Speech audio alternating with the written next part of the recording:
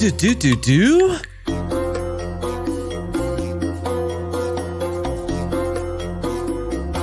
Two dumps in a row.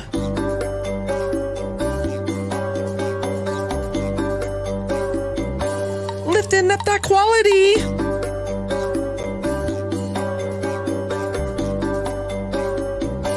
It's your main bro, Mad Martigan, aka Mad Cheesemo, aka Mad the Magnificent, aka Mad Cavelli, aka Mad Pac Choppa. That's my rap name, Mad Pac Choppa. Man, maybe I could. Here we go. Now I could do a little thing to this. Yeah. My name is Mad. And I'm here to say it's because of my happiness that you think I'm gay. But I tell good jokes, and I got good rhymes. I have no rival, and that's no gloat. Yeah. I hate it when it goes down like that. It's very weird. And then the silence.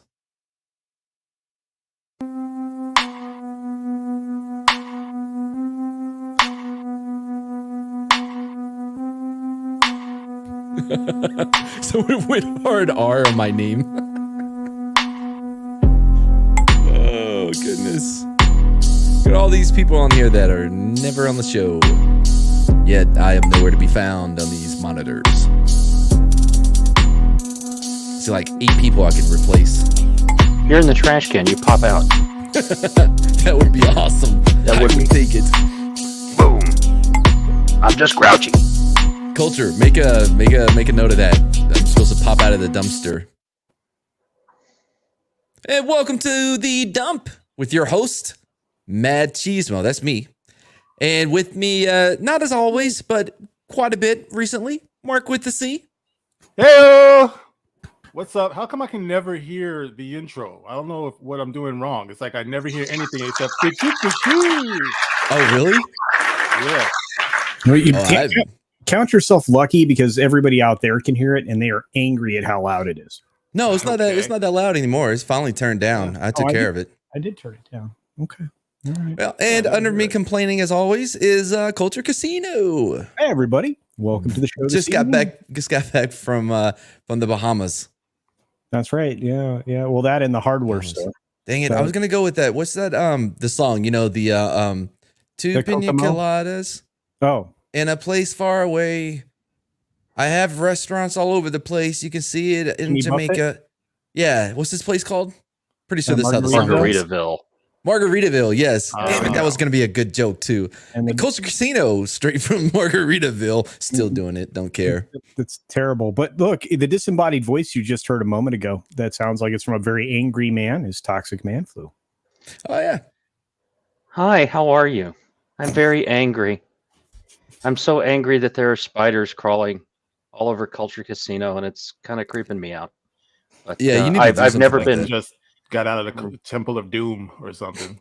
Temple of Shrooms with that beard. It's been eating a few. Oh God, he's stripping. Easy. What does this say? Was it? What? Sorry, girls. I'm gay. No, I'm taken. Oh. My nipples. I couldn't see it. I had to wear the shirt. I filled in the blank. I had to wear the shirt to the hardware store. So why? So I could lift wood and stuff. What's hardware store? Wait, you left the house to lift wood? That's pretty disgusting. No. Home Depot? Yeah, I had to go to Home Depot. I had to pick up lumber. What's your favorite aisle? Oh man, power tools, dude. I will spend like a week like looking at all the new brushless wireless tools and stuff because I already got all the big stuff. Like I got my table saw, I got my drill press, I got all the big stuff. But that like handheld wireless, like I'm looking for the new one. And there's always something new, right? Like there was this new flashlight combination battery radio thing I almost bought. See, Mark, this is something I know. Like, if you ask an old guy what's his favorite aisle at Home Depot, man, you're just going to kill 20, 25 minutes right there. Just letting him talk about all the electronics, all the lumber. Like, oh, they got a good cut of cedar wood. out there at the Home Depot now. Oh, Yeah. and they have. Jane's here. Hi, Jane. Jane, you have the link. Oh Jane. man, the new light fixtures that they put up in aisle 7. Jane, My goodness. join us. Culture, what Jane. size shop vac do you have? Yeah. I've got a 3570. I have right now the dust collection is 260 gallon garbage cans. And I use a 5 horsepower shop vac, top that you'd normally put on a 35 gallon shop vac to power it. So, Why don't we bring up the first article? Oh, okay. We can do that. Sorry. Toxic. I Did I like say the you were Christmas here? aisle, by the way. The Christmas aisle. Oh, Every yeah, year it Christmas gets aisle. earlier and earlier. Oh, and it's amazing, right? And now I'm not supposed to be here. Sorry. at my Home Depot, it's the whole back of the wall, Mark. You know what I mean? Yeah. That whole one wall. Sure. It's like, Yeah. it's bananas. Love that. The last So- time I It's went starting to was rain? because I had to get the light on the fan, like the glass covering or whatever that you have to the take off to globe. yeah. I was messing with my green screen one time and that thing just fell and just Ghost. Yeah. so they go try to find a new one. And they explode, right? When those Oh, hit the yeah. ground, they're everywhere. So all right. Well, here we go. We have a story, right, Matt? You ready? Yeah, dude, I was the one that said to bring it up. There you go. There you go. You gonna read it? Oh, okay. I guess I'm reading. Okay. I have to figure out what window to look at. All right. Hello, showrunner Stephen Kane says writing team didn't look or talk about the game. We talked about the characters in the world. Oh, this is the dude that's never played Halo, right? So we're going to put him in charge of the writing team. Anyway. Welcome Okay. to Shop Talk with Culture Casino. Brilliant move. This But is the just characters brilliant. in the world are part of the game. Oh, are they man. not? They are. So what is he looking to do? Just get himself out of accountability after he messes it up? Is that what's happening here? Well, you're going to love this, Mark. This is my favorite part of the story. We're going to come up in the first paragraph, which when Spencer writes an article, like one paragraph is a sentence. So just pay attention. The red flags continue to fly for Paramount Plus's upcoming Halo series, as in an interview, showrunner Stephen Kane has revealed that despite penning over 265 drafts of the live-action adaptation, he and the writing team did not, quote, look at or talk about, end quote, the original games in any capacity, period. Wait, I have the so many fuck? questions already. 1, 265 drafts. You need to move on to something else. You're not getting it. Yeah, You know what I mean? Like that seems too many. Mm-hmm. Like I know earlier we were talking about L. Ron Hubbard. He had his method was first draft, last draft, get it out the door. He Yeah. never looked at anything twice. Now that's kind of how you get Battlefield Earth. But there has to be somewhere in the middle there between, not doing anything and overwriting it.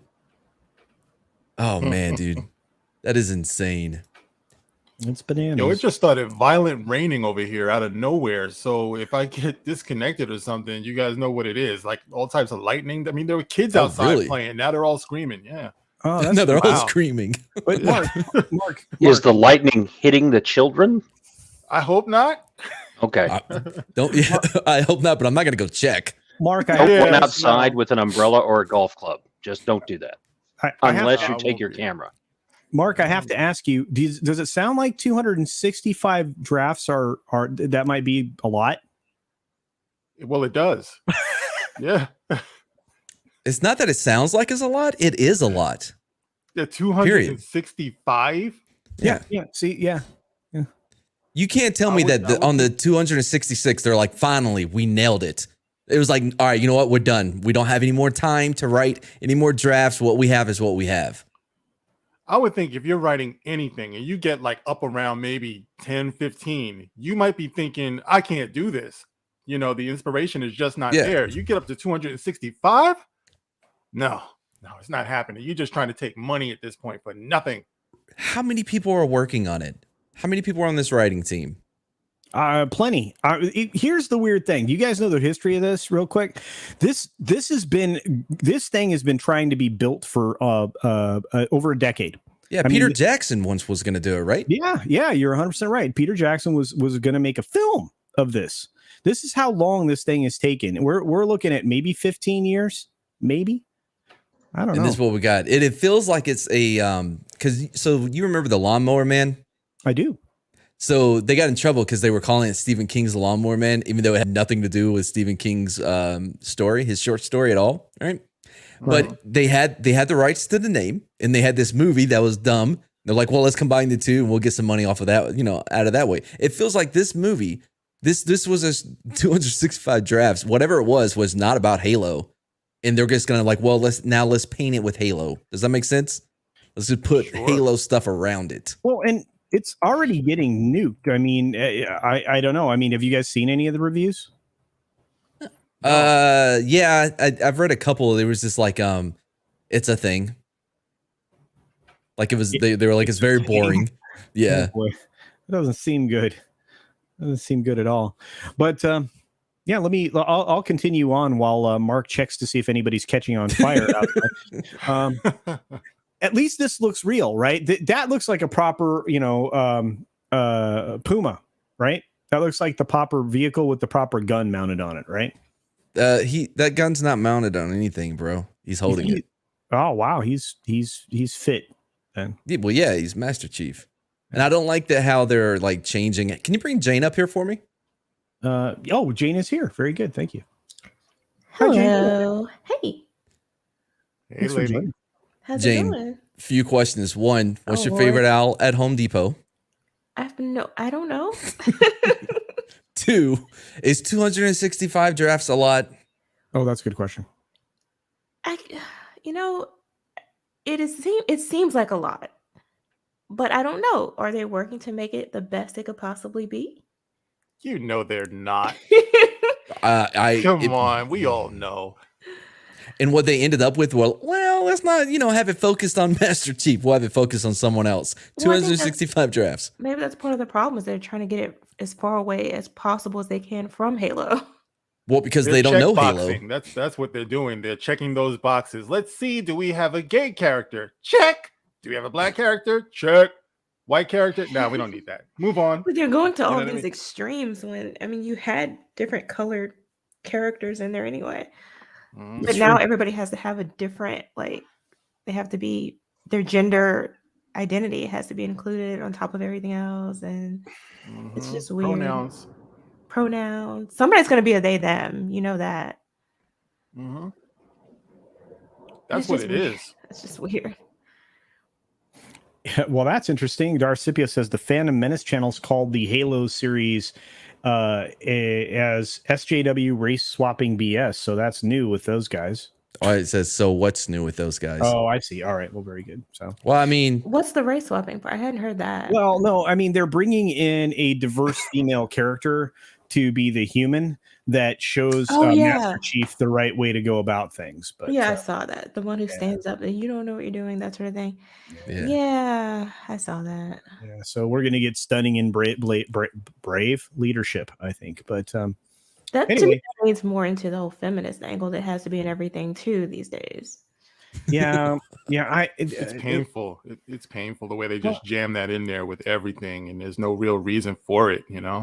It's true. I believe they used to call that pegging, but I'm uncertain. Anyway, Kane revealed that the Halo's writers' room's proud ignorance of Master Chief's original video game outings during a recent interview with Variety, given alongside various members of the production team in promotion of the series' upcoming premiere, which let me see, we're just a few days away from, I believe, right? But that's so weird to me. How do you decide that you're going to adapt a game? And then decide I don't really care about the game aspect of it. Who does? So you just want the name then? Basically, these things they're vanity projects for these people. It's like you think that you know the property. Well, this is my property. I'm the one who has it. It's just like Disney. As far as I'm concerned, they're holding Star Wars hostage. This is what these people are doing. They refuse to give the people who made these things what they want, and they're proud of that. Well, yeah, I think it's equity. I think that they take IPs that are established, and then they're going to use that to promote and push their own characters, their original characters that they never would have gotten any attention to unless they had that IP. So they'll take a Halo IP and not even bother to learn anything about Halo, because that's not the point. The point is to catch up with the legacy of Halo by using it. But is that really? Go ahead. I'm sorry, James. No, I was just probably going to say something. I don't even think that's what I don't think they care about the legacy. Like, I think what they're doing is they have an opinion that everything from the 80s and 90s, early 2000s is good, racist, sexist, and all these other ists and whatnot. And they intend to fix each and every one of those things. So they are taking them and reimagining them in their own image, basically. Yeah. They don't care about the legacy. They don't like anything about these properties. They really don't seem to. Yeah, and no, they demonstrate resentment to the established fan base each and every time. Right? Yeah, I didn't mean.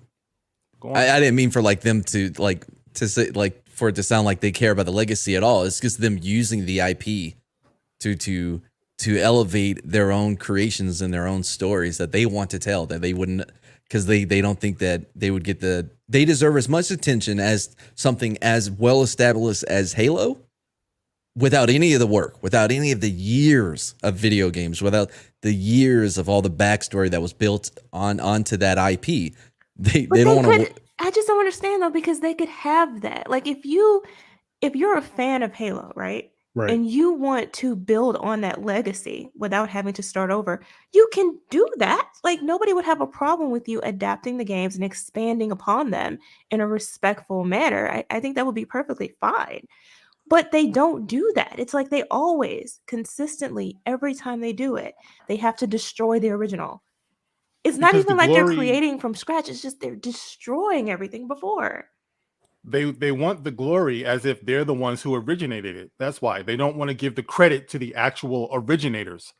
You know, they're proud of the fact that they can do Star Wars without George Lucas. You know, they're proud of the fact that they can get away from what Gene Roddenberry had intended for Star Trek. They're redefining it, and they're passing themselves off as if they're the ones who have taken this thing to the next level. So they'll say dumb out of line stuff like, well, you know, the original was sexist, you know, it was racist. We're bringing it up to date without even looking at it to see that these things, a lot of times they address those things, and it certainly attracted a diverse audience. Right. So there was no need for them to do all of that, but they need for us to go away because we know better, so they can pass this off as their own, put their stamp on it. Yeah. I think you're 1,000% right, Mark, and I think that's the frustrating thing. And you know, there's mention of Disparu's video that he did today in the chat. I don't know if you guys had a chance to see it, but Zach's mentions it. He basically says he compared it to buying from IKEA, then tossing out the instructions. So you can do that, but because you own it, but you're not going to be able to build it. You know, it won't work. So I think that's a good way to describe it. Yeah, that's a pretty good analogy. Yeah. Rhino's here, but you know, he's not really here. He's just saying things. What's up, Rhino? Anyway, you want to keep going there, Culture? Oh, absolutely. Anyway, speaking with the trade outlet, he asserted, "We didn't look at the game. We didn't talk about the game. We talked about the characters in the world. So I never felt limited by it being a game." How did you get to the characters in the world without talking about the game? Well, they read the books theoretically, is what they said. I think. Mark, am I right? Is that what they said? Is that what they're saying? I didn't see that part. Oh, I never saw them even talking about the books. Yeah. Man. Well, that's quite. That would be different if they said, "Look, this isn't the game. This is just like The Witcher, right? You have the books and you have the game." So you could say, okay, we're going to focus on the book material or whatever. They haven't said, those words haven't been said.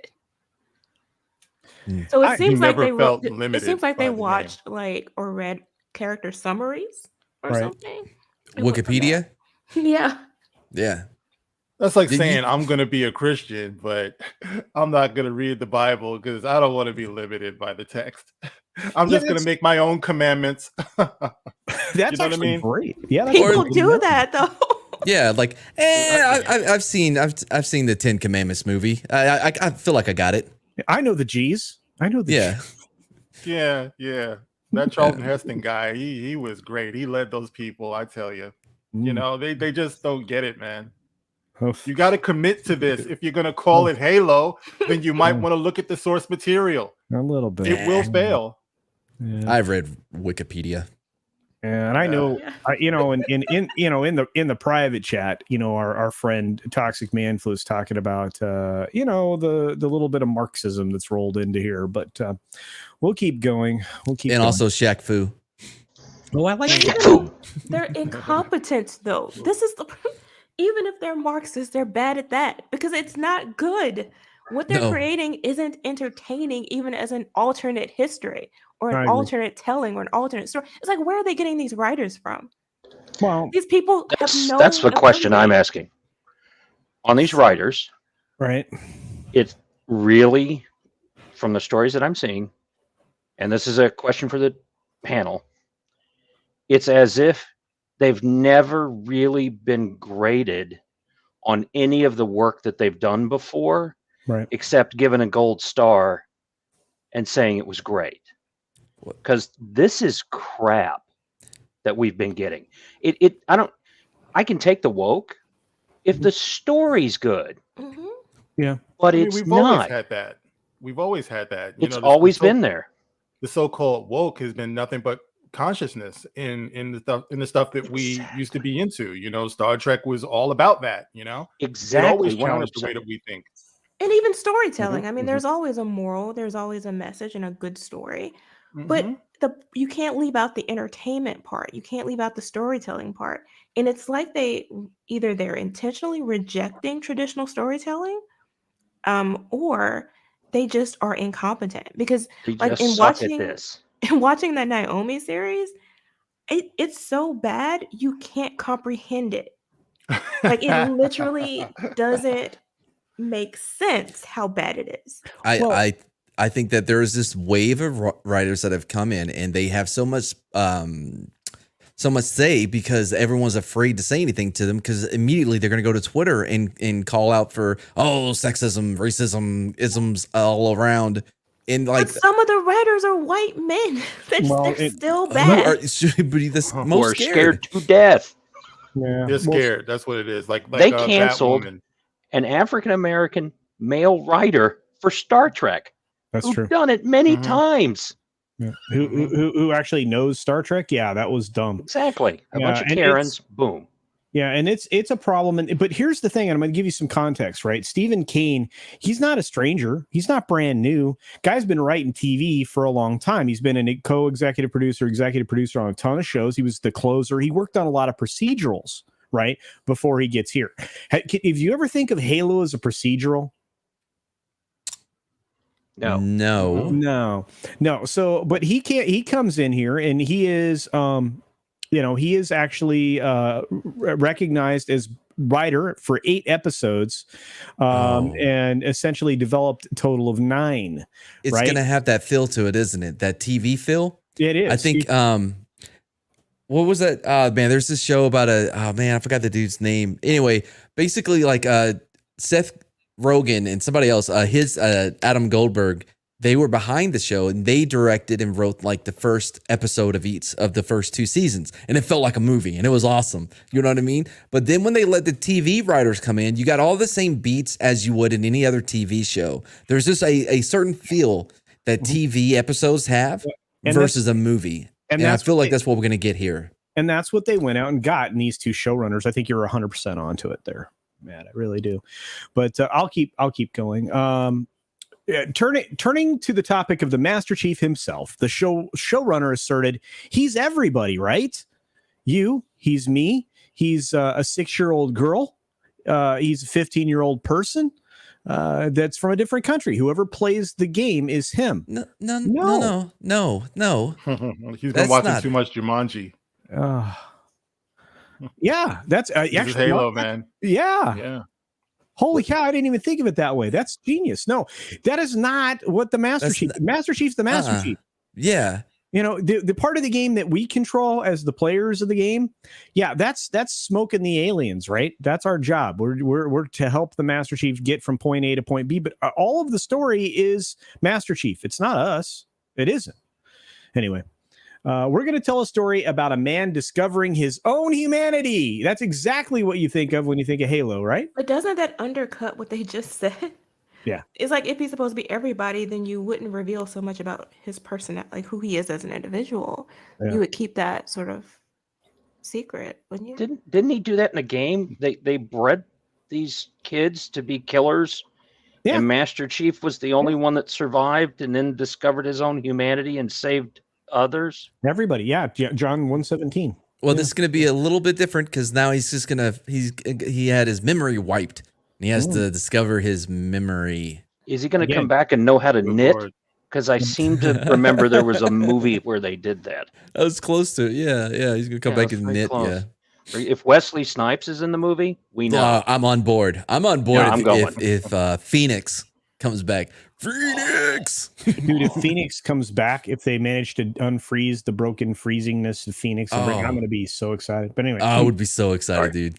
One of the greatest villains in movies. I love Phoenix is so awesome. Demolition Man, dude. All right. Anyway, in doing so, he's real quick. Did you know in that movie when he goes to the museum with the guns or whatever, and he walks by the kids, and he's like, that was all improv. That was not in the script. That's because him doing. This is Wesley Snipes doing Wesley Snipes. Dude. Even the whole him speaking Spanish when like they first unfreeze him. Nobody told him to do that. He just made that shit up on his own. It was awesome. He's crazy. Oh, I loved it. Good crazy. I'd love to see another movie with him. We do have a super chat, by the way. I'm sorry. Thank you for that. We have a couple actually out there. Let's see if I can find it. Oh, first of all, there's Makini Draws with a super sticker. Mad, what's the super sticker? Mock, what's up, man? Mad, what's the super sticker? Oh, what? Oh, okay. I'll tell you. It is it's that dog. I don't know what kind of dog it is, but yep, that's the one, the bark one. And then it has like hearts coming out his ass for some reason. Hearts. Yeah, fart and hearts. Excellent. Thanks, Makini. It looks painful by the oh Lord, the expression on the dog's face. I think that maybe you should get checked if you've got hearts flying out of your butt. Just saying. Well, we hang out with. It just means you're in love. Yeah. And Nikki D with a $20 super chat. Thank you very much. Jane's right. Okay, that could have been Mad's right, but that's fine. Propaganda has always been in our entertainment to varying degrees, but the writing has been abysmal. And yeah, I said it. Okay. And infantile for the past 6 years, especially the MCU and SW, I'm guessing Star Wars. Their messaging is divisive and heavy-handed. Yeah. I think you're absolutely right. I think they're way overhanded with what they're trying to, like, it's like, you know, they have the message out and they're like, see, do you get it? No? All right, let me make it more obvious for you. And they'll do something even bigger. Well, now it's just straight conditioning. Yeah. You know, like back in the day, I mean, G.I. Joe, I mean, obviously, you know, now we know when knowing's half the battle, you know, but we were entertained first before we learned the lesson. Yeah, but let me ask you a question. Do you think that anybody's accepting the messaging right now, Mark? You think it's soundly rejected because nobody likes the way the entertainment's being delivered? So do they care about the message? I don't know if it's so much messaging as it is conditioning. You know, I really do think that that's what we're dealing with, because you got a lot of deadheads walking around out here who parrot these things. They're taking this into their consciousness, and that's what makes it so hard to communicate these days, because you have people who they are no longer able to think critically. And when they meet people who do think critically, they tend to go against them. They get aggressive, you know, against us. That's why we get what we get a lot of times, you know, in our comment sections when people come in who they're determined to twist our message because we're not going with the established narrative. Right. So that's what we're dealing with here. And it gets dangerous, man, because, you know, the people around us, those people tend to be educating our kids. You know, they're in politics, and those politicians end up in Star Trek. But I'm just saying, you know, that's what we're dealing with. Oh, we're going to get to that. Well, so Coulter and I read an article that was interesting the other day on one of our 18 live streams we do. But it was somebody talking about how, like, the kids are rejecting this woke like writing in books, like because the kids don't believe it because like she was like, yeah, you know, the characters they all have the right words and all the, you know what I mean, like they speak, you know, and they know all the correct terms and they figured out everything, and the kids are like, this is bullshit. But you know what I mean? the thing too with the kids is that the world they're trying to push on them. I mean, it's like, okay, for those who are genuinely concerned about things like diversity and acceptance and tolerance and all of that, what they seem to not understand is that the younger kids don't care about these things. Right. They literally don't care about race. They don't care about gender. They don't care about gender identity. Like none of that stuff. They are not discriminating against one another based on those things. I mean, it's not happening with that generation. So who are you preaching to? You are 100% right. I mean, I can't really talk about this now because I would get emotional, but I just had a very long talk with my son this week. I'm probably going to try to do a video when I'm up to it, you know, but he really put it out there. And you guys know I draw a lot of my inspiration from him, you know, but one day he just decided to start talking about what this world is making him feel like, you know. So Jane, I know for a fact that you're right, you know, because he is hurt. We are hurting our kids. Well, not us, but our kids are being hurt by this woke crap that's out here because we're making them feel like they're crazy because they know that it's bullshit. You know what I mean? They know this, but they keep getting this stuff pushed on them through all of the cartoons they watch, the movies they watch, the education. They can't get away from it. You know, so when they're actually trying to develop, because our kids are still developing, when they try to develop critical thinking skills, this illogical crap is pushing back on their mentality, and it gets to them emotionally, you know. So I know for a fact that is so true. We really have to talk to our kids because they're trying to figure this stuff out, man, and this stuff is not making sense to them at all, and they're thinking it's them. It's like they're trying to create in their minds this division where it otherwise wouldn't exist. And it's just so bizarre because it doesn't make sense, which is why I think sometimes they're targeting the kids for absolutely no reason. It doesn't make any sense. But it also seems like a direct affront against our generation as well. Like I feel like it's just slap in the face. Like we took your stuff and now we're destroying it right before your eyes as well. So it's like this two-pronged approach to deconstructing society by making the kids feel like they're crazy, by making them believe there are problems where there aren't, at least for them. And then for us, just taking apart everything, we as collectively as generations sort of built that allowed this younger generation to develop without a lot of the problems that we saw growing up. Well, yeah, because we have a lot of our tradition that's mixed in with these things that we grew up with, so a lot of our values are in there. And that nostalgia thing, it's connected to a lot of good feelings. Right. Good feelings. It's like, where are the good feelings today? Can't have it. You can watch something and just be like, oh man, I was submerged in this dark world and it was hopeless. I mean, like Batman has always been that way, so I can't criticize that. Gotham is just a messed up place. But when you take something like Superman, I've always said, no knock on Snyder and everything like that, but Superman has always been a little bit more optimistic, a little bit more hopeful. He's always been a Boy Scout. But when you look across pop culture and everything that we're giving to the kids, it's just so cynical. It's so mean-spirited. Yeah. And the kids deserve better than that. They deserve to be kids. Let them be kids. We were able to be kids for the most part. I would hate to be growing up today. Everybody is encouraged to explore your sexuality. What do we know about that growing up? We weren't thinking about that. And even like I had a whole fight, I guess you could describe it, with some people over Bel-Air because I hear that's a good show. Right, they made it unnecessarily dark. They destroyed every aspect of these characters' personalities. And there are some people saying, "Oh, well, it's reflective of today's society." No, it's what not. Are you talking about? No, it's not. It isn't. Some people say, "Well, it made it more realistic." To who? Exactly. Who do you know lives like this? This is insane. This is a caricature. It's deconstructive of something that was positive. What they did to Uncle Phil is just absurd. What they did to all of them is crazy. It's like, who are these people? You just took their names and you put them on. I can't identify who these people are anymore.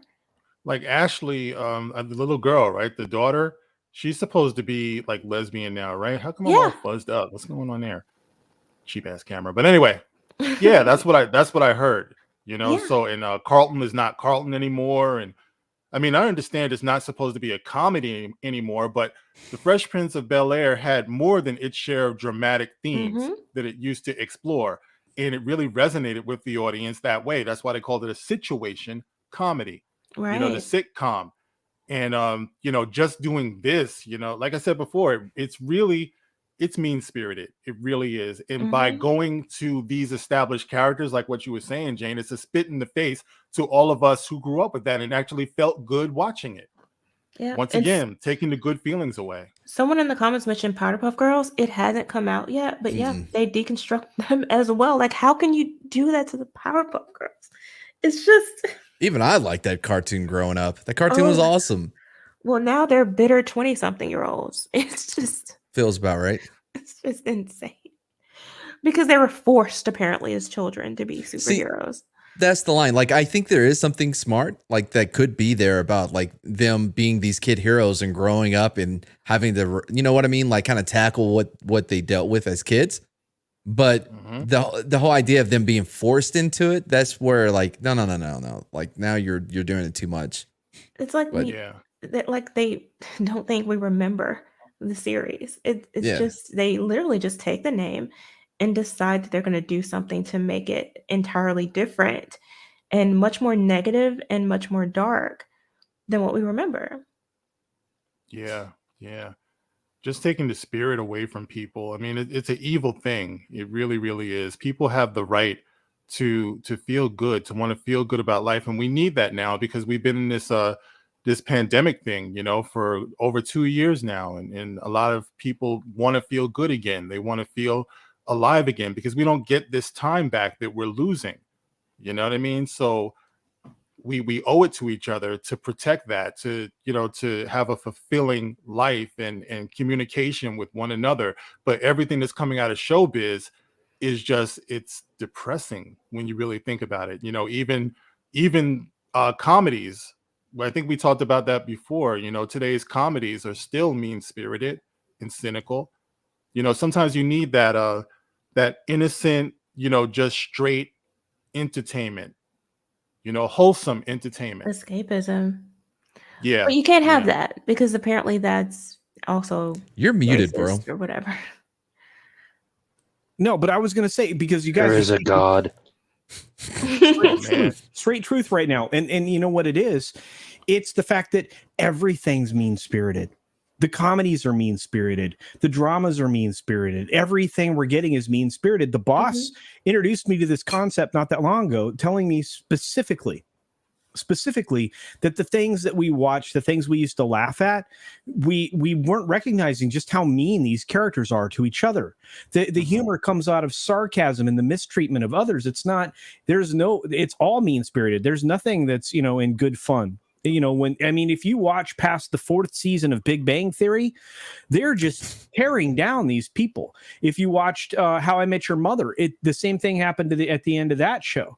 All of these modern comedies, whether it's New Girl or any of this other crap that comes out, it is just essentially tearing down these other people. It just from everything. I mean, it's and that's where the humor is derived. And if you turned off the laugh track, would you laugh at that? I don't even know anymore. Let me ask you I don't this. like watching shows with those. Do you think that, because I've noticed that as well across entertainment, it seems like everybody is just angry and in a really dark place and have been there for a while, it seems.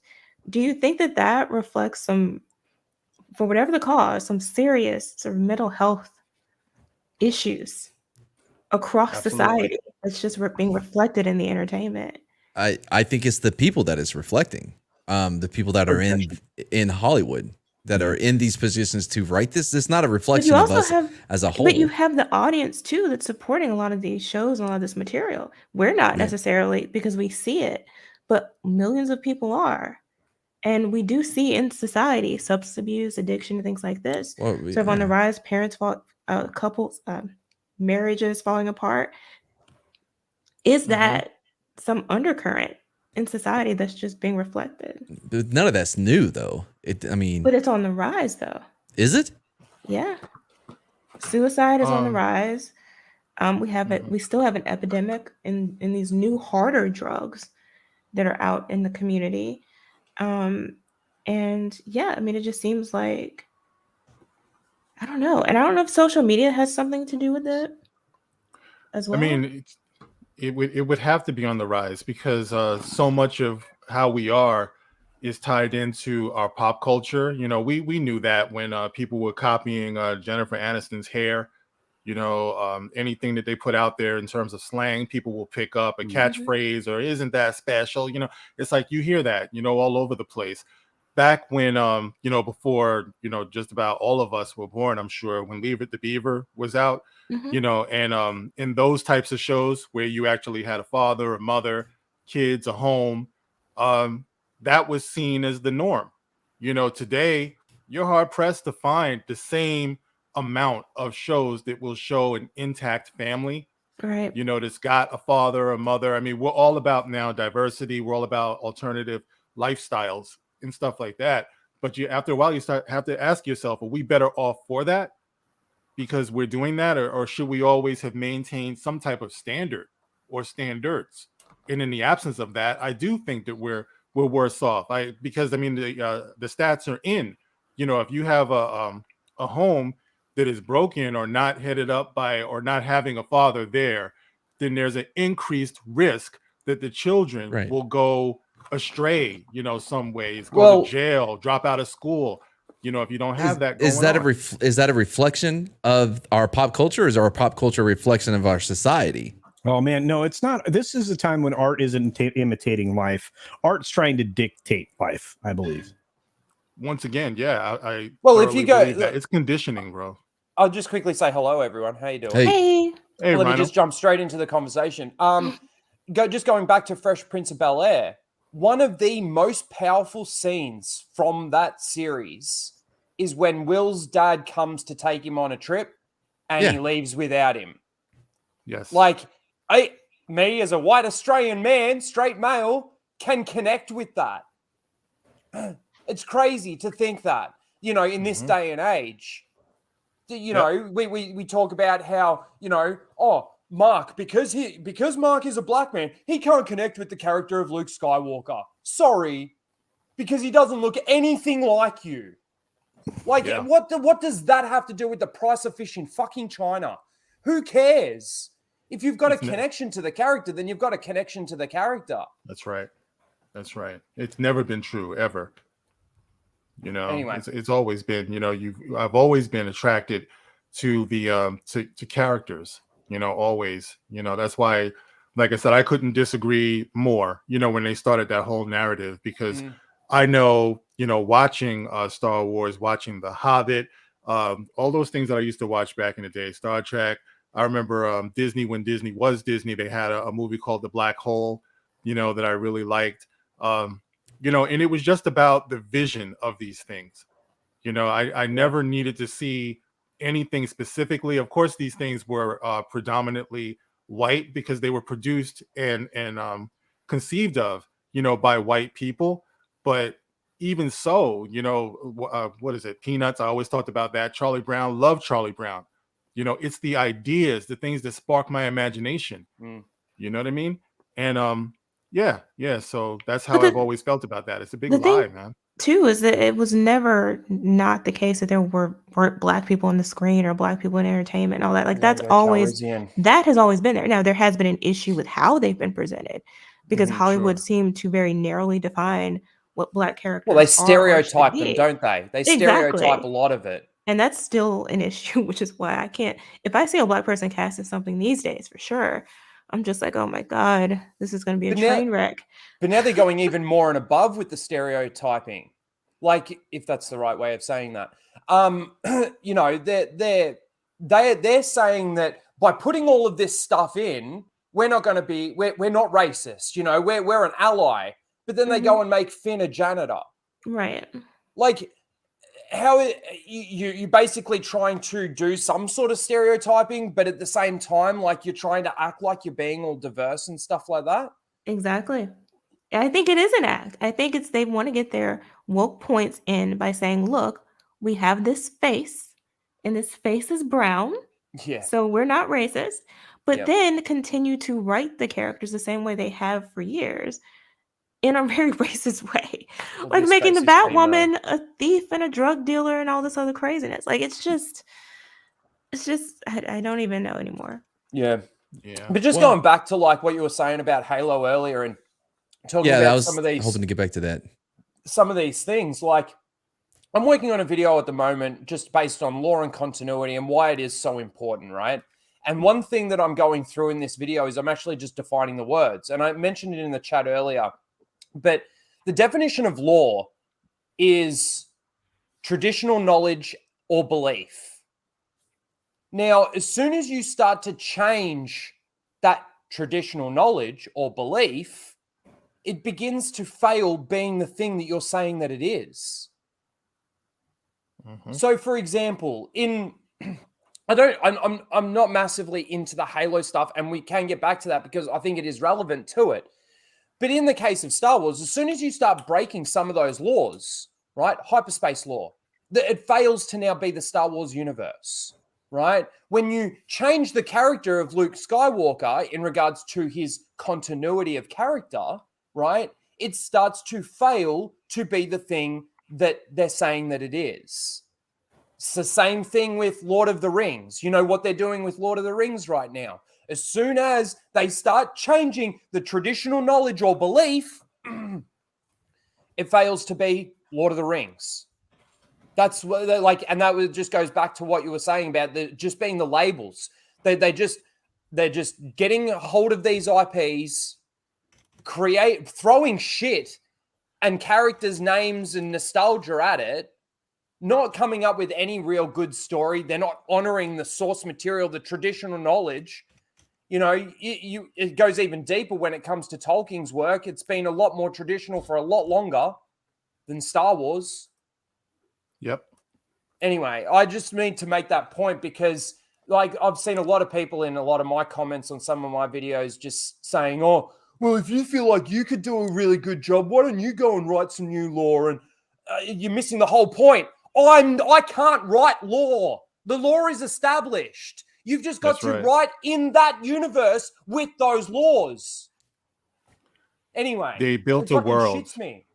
Yeah, it's like they built a world, and if you're not world building, then you're world destroying. And that's what they're doing. They hate the world, though. That's the thing. I don't know if they actually hate the world. They don't know what the world is. They hate the people that like this world. Yeah. Yeah. So many of us use these things to escape, temporarily. They like to believe that we're just out of touch with reality, but everybody needs an escape.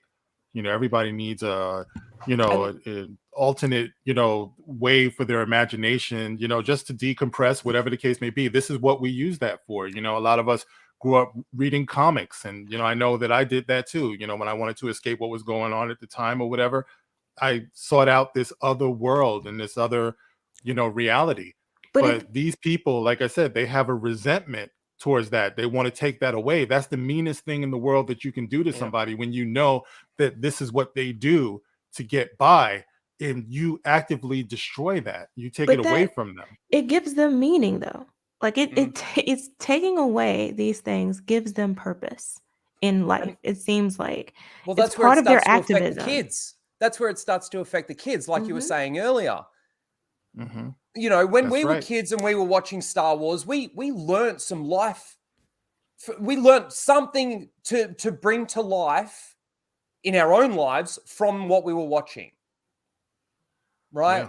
Yeah. Whatever it was for you as an individual, when you were growing up and you were watching these things and you were beginning to start to becoming fans of these things, and you were actually able to connect with the characters and bring something to your real life from what you were watching, essentially taking something from the culture.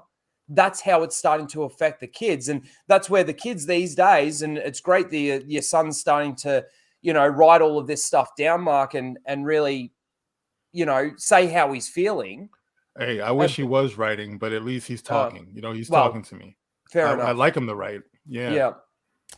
Well, at least he's able to articulate how he's feeling. There's a lot of people out there that still can't even do that. Yeah. Sorry, Matt, go for it. What do you? Well, yeah, no, I was just trying to get back to this at some point because this picture is crazy. If you look at it, like, I don't know about y'all, but I see, what do we have? 2 female Spartans, Spartan Renas. I don't know what you call a female Spartan. Spartina? No one? That was funny. I don't care. Spartaness. A cook? Oh. A cook.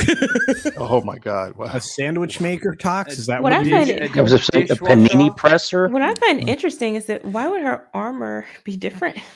Yeah. Like, why they would just would she wear need the boob same- armor? Yeah, and because that's the thing they complain about all the time, right? Yeah. Feminizing. They don't want anything to be feminine, but here you have to recognize that it's a woman. By the way, the CGI looks cheap. So It looks so cheap in the back. It does look rough. And consider this: they spent $10 million per episode on this show. No, they did not. What? Yes, they did. No, Oh, wow. they Oh, spent $2 million per episode, and that $8 million went somewhere else. This is not. I promise you, that's what they spent. Like, The main problem with this, Mad, is in the lower right-hand corner. Oh, yeah. What, those feet? The feet that are No, sticking up? It's the the lettering. logo. What does that say? Yeah, that's the Paramount main Plus. problem with this. Paramount. Oh, man. Yeah. I thought it was Paramount going to be used on do good Amazon. stuff. Wait, so is this a movie or a series? I was It's a confused. series. Yeah. How many Well, that's episodes even do we worse. know? 9, technically 10, but there's 9 episodes that I know of. Okay, so with 9 episodes, you're looking at what's that, like 10 million an episode. 30 rewrites an episode? 30 Oh, drafts? more than that, dude. Oh. 265 freaking scripts. Yeah. Is that different scripts or revisions? No, or drafts. full on?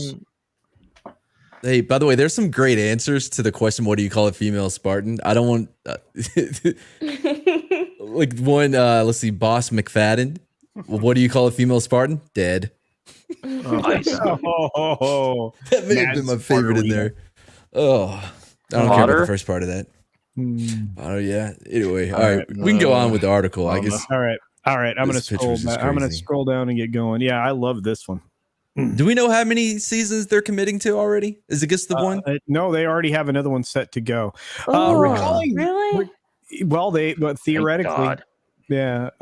Recalling that he wrote upwards of 265 drafts of the series' first 9 episodes. That's a lot of drafts, of which 10 total comprised the first season. Actually, it's really only 9. I think they took 2 episodes and squished them together, but okay. Kane shared his excitement at the chance to put his own stamp on the Bungie created universe. See, that's I just have to say, I thought you were going to say they took 2 episodes and turned them into The Mandalorian. No, they took 2 episodes and they turned it into the Book of Boba Fett, actually, right now. Oh, right. Just to replace the 2 they missed. Yeah.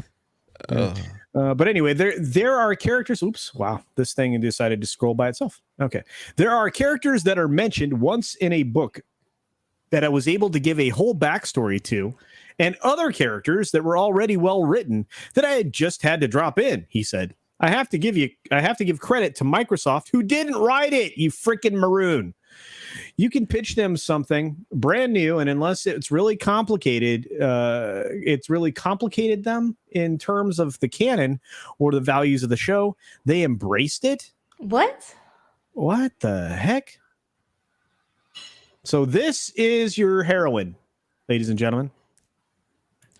Love the hair. Right. SJW hair. They just can't help themselves. They can't help themselves. SJW heroine. That's right. It's like a What mullet. is going on in that picture? Why is she kneeling is a in front of mullet. that person? He's helping her up. What kind of show Did is they this? did they like edit out something that he was holding in his hand? I'm saying she's like. Wow, are looking you in a- saying that? Who was the guy that played Darth looking Maul? in an interesting I area. think we should It move is a on. bad angle. Maybe we should move on. It's not my channel, but $50 bill. Well, I know this much. The decision to split from the story of Halo video games was further touched upon by 343 Industries head of Halo Transmedia, Kiki Wolfkill, who told Variety. Wait, hold on. Is that his gamer tag?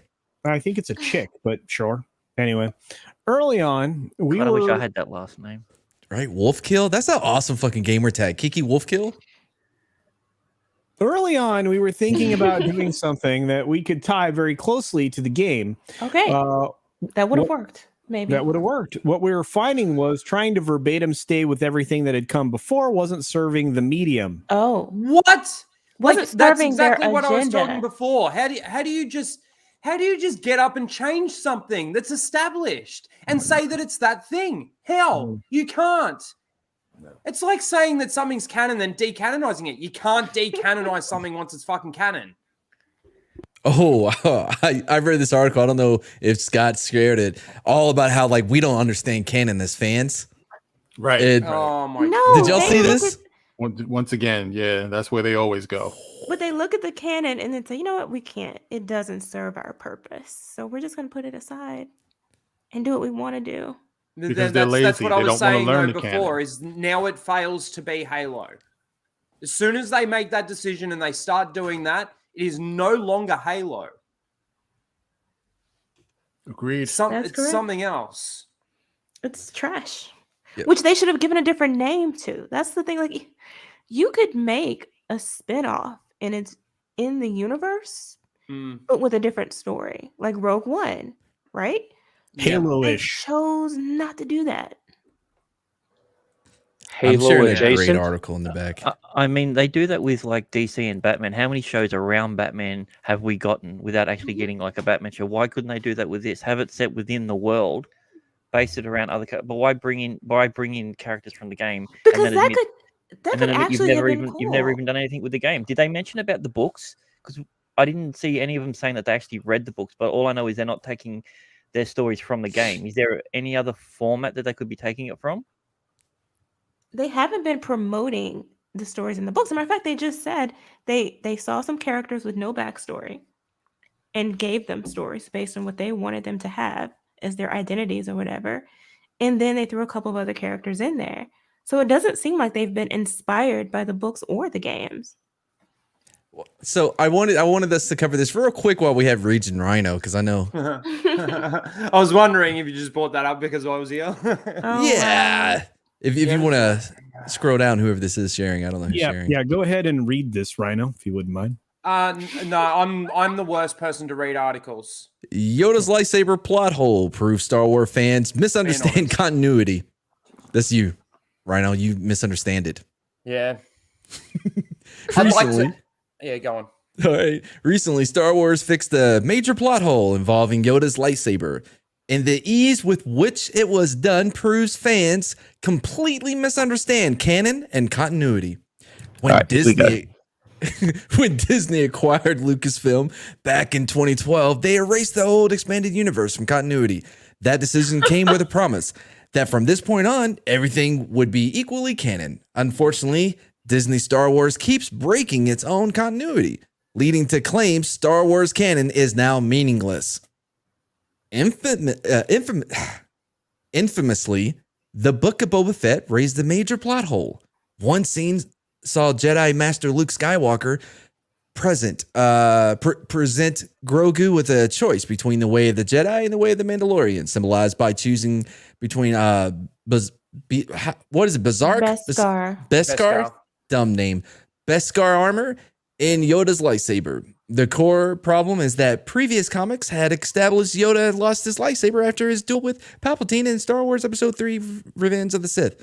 Man, they used so many words to say simple shit, and it was publicly destroyed by the Empire. But this apparently canon-destroying plot hole was fixed by Charles Soule and Stephen Cummings' Star Wars Crimson Reign #3. We all read that one, right? That is my favorite. It was definitely better than you need to make sure you do your homework to keep up. In a remarkably simple way, the issue established Yoda had more than one lightsaber. Boom, bitches. Oh my God. There you go. Stop complaining. Yeah, just be better, Rhino. Okay, let's just pause there for a fucking second. Okay, we all saw Yoda get disarmed at the end of Revenge of the Sith with his fight against Palpatine, and that's the last time we saw him with a lightsaber. Yeah. Now, I'm going to make a quick contrast here. A lot of people are saying, oh, the rematch of the century between Obi-Wan and Vader is okay because they didn't explicitly say or they didn't explicitly show, right? Mm-hmm. There's a lot of that bullshit talk going on out there. Now, this is the same thing. It wasn't explicitly shown and it wasn't explicitly said to us that Yoda didn't construct another lightsaber on Dagobah while he was waiting for Luke. But we didn't see it, right? Like, even in all the training montage things that they were doing in, not that they were real montages, but in all the training sequences that they put in Empire, not once did we see Yoda have a lightsaber, wielding a lightsaber. Now, again, it's not to say they didn't explicitly show and they didn't explicitly say that there's, you know, the lightsaber could have been in his little hut. Yeah. He just kept stashed On a away shelf? in a little chest or on a shelf, yeah. Under a blanket, you know, But anything. the problem is that they're writing these things without thinking of the consequences. Then they've got to come out, right, and write everyone's piece of homework for that bit of canon to make sense. Now, when you're talking about Star Wars and the amount of fucking normies there are in Star Wars that don't even fucking care about the books, comics, any additional homework, right? Uh-huh. They're the ones sitting there. You know what's actually funny? They're actually not sitting there going, oh, that doesn't make any sense. They're the ones sitting there like fucking seals, fucking clapping and cheering because they think it's fucking amazing. Yeah, yeah. It's the hardcore fans that are actually the ones that are noticing this shit, and then they've got to write it and fucking try and fix it. It's just absolutely, like, it's exactly what I was saying before. It destroyed, like, that they just changed one little piece. The fact that Luke has Yoda's lightsaber before they added this little piece of information destroyed lore. It destroyed canon. It destroyed continuity. That was a really good comment. It is. They realized that, and then they had to fix it. Just like with the force healing, you know. Oh, it can only be a dyad. Oh, okay. So how does Grogu fucking do it then? You dumb fucking idiots. Oh, let's write a comic book to explain how he's a dyad with Mando. Is he really? Is that really what they're saying? No, they will. I'm about to lose my shit. It's the only way that they could it's the only way that they could probably do it. Mando will end up being force sensitive, only very slightly force sensitive, and he'll be a dyad with fucking Mando, and that's how he was able to force heal. Well, let me read the next paragraph because this may make you feel a little bit better. The ease with which Star Wars has fixed Yoda's lightsaber plot hole indicates fans completely misunderstand how canon and continuity work in this franchise. My God. It's best to think of continuity as a tapestry that's still in progress. Sometimes a thread may seem out of place, but it can always be fixed. What's more, when viewers focus on the individual threads, all too often they forget to take a step back and enjoy the big picture. Oh, really? Wow. Yeah, we've got to be better, guys. No, it's true. This is them basically saying, stop caring so much. That's why Yoda's lightsaber plot hole wasn't really as big an issue as many fans believed. Lucasfilm knew the story they wanted to tell. It would only cause a minor contradiction, and any issues could be fixed at a later date. But yeah, they just wouldn't even noted buy their other issues products. though until the fans pointed out. That's the thing. That's the bullshit of this whole thing. They don't really know until one of us would point it out, and then they have to go back and fix it, which proves they didn't know what they were doing in the first place. Exactly. Well, you're not seeing the big picture. And that goes to prove what Marsha Lucas said, that the creators don't get it. They don't understand the magic of Star Wars. They don't understand the world. They don't understand the universe. They don't understand the characters. They don't understand the Force. They don't understand it. And you know what's really funny is that anyone, if they open their eyes, can see a contradiction in the fact that Luke has Yoda's lightsaber. Anyone. Just look at it. From the traditional knowledge, the lore, to where we are now, it doesn't make any sense. Well, now you just Region gotta be better, Rhino. Rhino. You just got to be better, dude. That's Yeah, all it is. like One, you need to look at the big picture. But that's Two, it. start reading the comics. But they don't care. They just throw stuff against the wall. They just put random things in. It doesn't have to make sense. And then they expect you to pay for it to make sense, and then it still doesn't.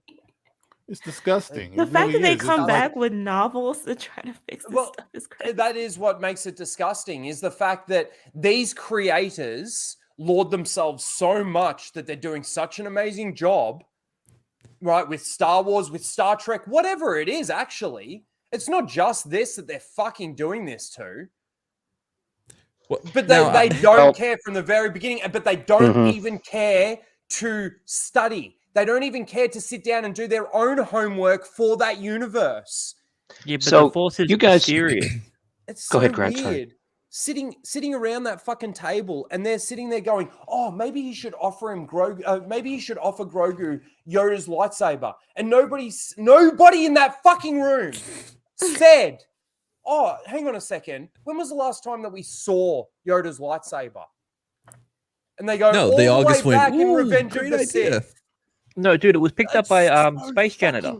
Yeah, you can see it if you go to their web channel and then buy their book. Make sure you've got to order the paperback one because it's in the last page, and then that'll give you the web address to actually see the proof. Pablo Everyone does it Hidalgo, like that. Dave Filoni, But this is why Favreau the all Obi-Wan show exists. The Obi-Wan show exists because of this type of mentality. Because nobody in that room would say it doesn't make sense. Yep. You know, for Obi-Wan and Darth Vader to be fighting again. That's for anyone to find Obi-Wan. But that's not they even insult people's intelligence. Hey, you guys like that? You guys like that scene in Revenge of the Sith? You like Obi-Wan and Anakin fighting? You like Hayden Christensen and Ewan McGregor? So here, we'll give it to you again. Never mind the fact it doesn't make any sense. But it's not even the worst part of it right now. Like now, according to this new casting they announced the other day, or was it this morning? But one of the new characters is a Jedi who Obi-Wan apparently just rejects or ignores. And the guy ends up getting killed because he doesn't help him.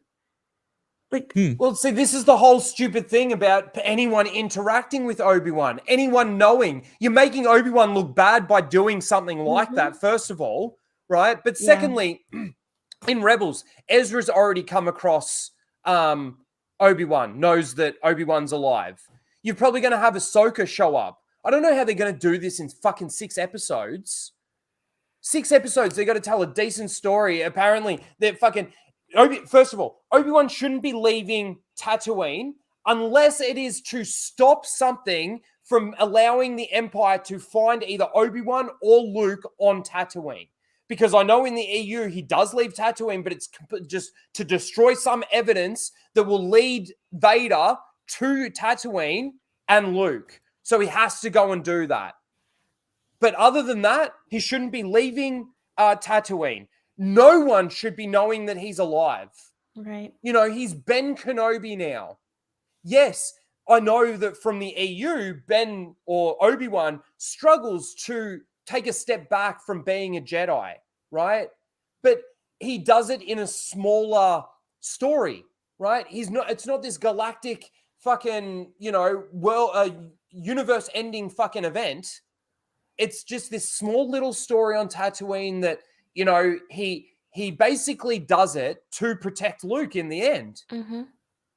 That's all his intention should be. And sorry, we've gone off from this, but fucking, they just don't get it. They've turned him into someone who turns his back on a brown kid, getting him killed in order to save the white kid. White privilege. Oh, really? Is that really going to be a thing? That is the running theory as to what this new character's role will be in the story. Yeah. Like I hear all the rumors and stuff. I like some people have asked me, what do you think about this? And I'm like, I'm not ready to comment on that. I'll wait and see. Right? I will wait and see whether or not that's a true rumor, and then you'll hear my thoughts on it. That's part of what people tell you too, as far as wait and see, people love to say that, the show hasn't even come out yet. FFS, right? For fuck's sake. I mean, you see people do that all the time. What they're really saying is shut up. They don't want to hear it. They don't want to hear anything critical. I mean, listen, at this point, we've been right just about everything. Yeah. You know, this is what these people do. Disney is a poor fit for Star Wars. Consistently, we see that. We have no reason to believe this is going to be any different. You know, I feel nothing, and it's painful because painful.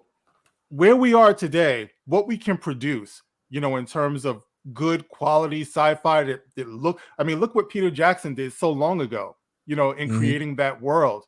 We were submerged in it, man. You could practically smell that.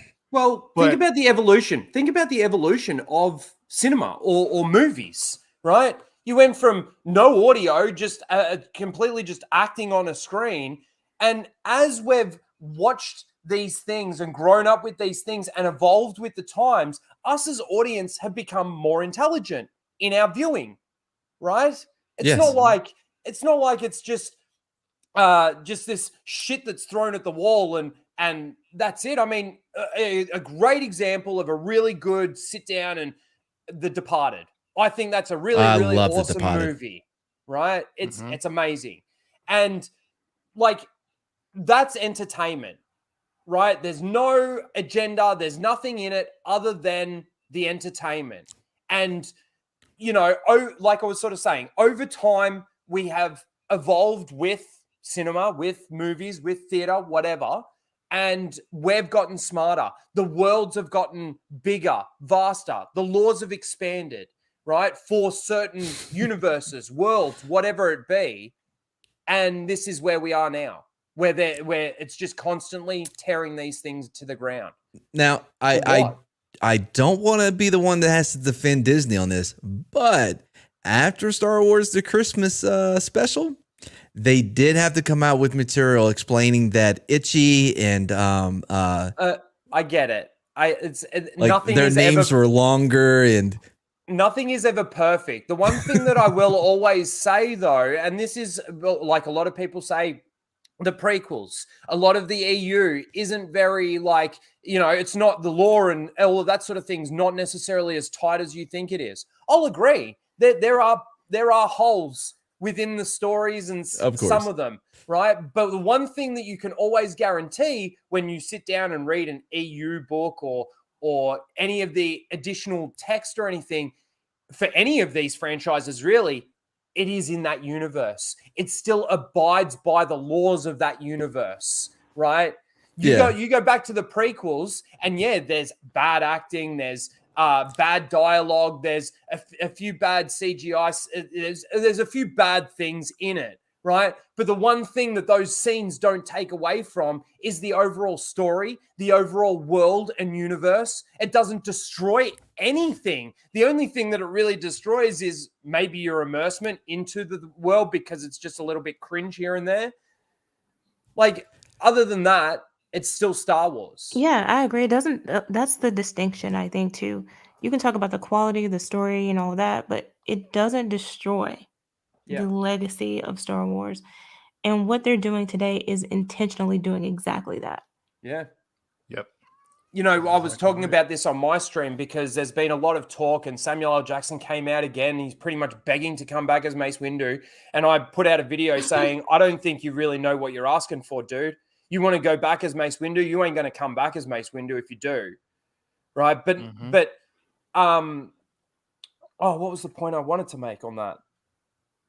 Fuck, now it's completely slipped my mind. Sorry. Bad idea to have Mace come back. Yeah, it is a bad idea to have him come back.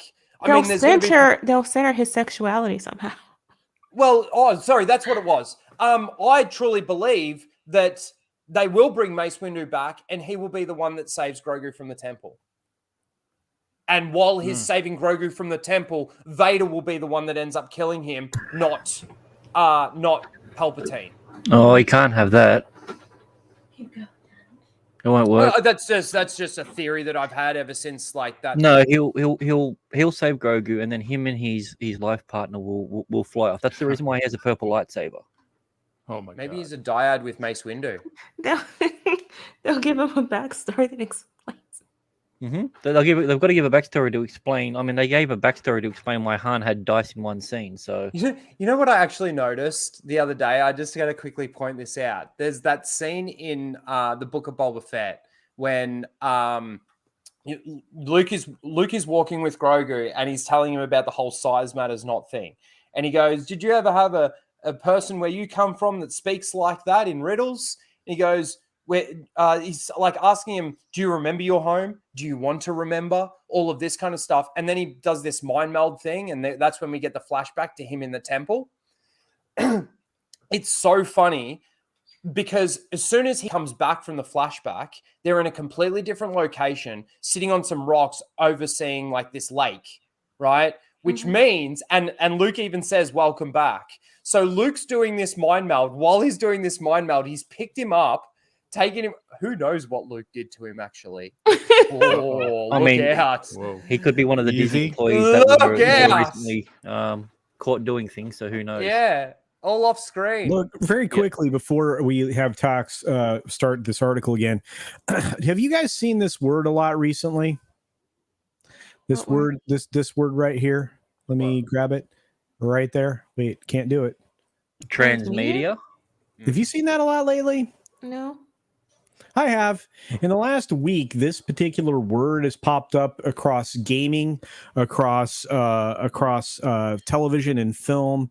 It is it's very strange that we're starting to see this word being used as often as it is. So, well, it makes sense because it's something that's been transformed into media that initially wasn't media. So it was lies. It's been transformed into quote unquote media. It's transmedia. I get the reference. Makes sense. A trailblazing transmedia franchise. A trailblazing media franchise. I think they're trying to say multimedia. It actually sounds better.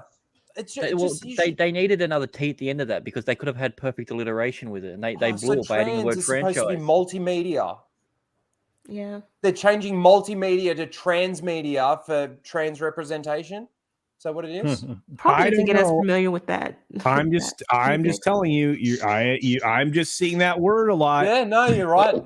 Transmedia is a concept that was created by, believe it or not, Martha Stewart. So the first woman to ever have a seat on the New York Stock Exchange. How she built her empire is by having her shows and having her magazines and having the food, and she cross-pollinated everything. So there was a reference on her show to her magazine, reference on her show to her cookware, all that kind of stuff. That's synergy. That's synergy. Well, not only that, she even made sure that she hit the jail population at one stage as well to get the full coverage of the population. Without Martha Stewart going to jail, we would not have the Snoop Dogg Martha Stewart crossover that we have today. That's true. Which according to Wikipedia, though, transmedia storytelling is the technique of telling a single story or story experience across multiple platforms and formats using current digital technologies. So they've just renamed multimedia, and I truly believe that it's got something to do with, don't say gay. No, I'm just saying. All I'm saying is, they are now using this word where it was not in general parlance. I have seen it so many times in the last week. It's like they just rediscovered it. I don't know. We replacing the word multi. So do we, instead of using multi, we use the word trans instead? Yeah, that's what's happening. Yeah, so anytime you see that, just say multimedia. Just replace it with multimedia. Trans casino. But we probably also see it a lot because they do copy each other a lot too. Yeah, they do. I mean, there's no room for it, and there's a reason for it. And I do a video on it next week, so check out my channel next week. Do we have that Mimi? Where's my banner? There it is. Thank you. Mimi. By the way, why is the U capitalized? I want to Culture. Where? Oh. To put emphasis on how to pronounce your name. It's all about you, so it's got to emphasize the U. Oh, it's all about the U. It's all about the U. Anyway, okay, go ahead there, Tox. Read in truth. In truth. Very good. Well done. This is the best way to handle Star Wars. A trailblazing transmedia franchise that hops around the timeline with impunity. I'm just waiting for Raging to say something because we can usually go a sentence before he pops in. It's actually the approach George Lucas himself took. Oh, get that? George Lucas. Because under Lucas, Star Wars was always changing shape. The idea of Darth Vader as Luke Skywalker's father emerged in the second draft of The Empire Strikes Back. Come on, the best Star Wars movie ever. Okay, I need to make a point here. Breathe first. Breathe in. When a person is creating a universe like this, it is usually done on the fly. You know, they're usually like creating it as they go, coming up with ideas, scrapping ideas, and yes, once it's then established, it then becomes canon. It then becomes law. But I don't like to say that George pretty much had they're basically trying to say George had the same problems, right? He would write something and, but he didn't, because once he actually established it, it made sense.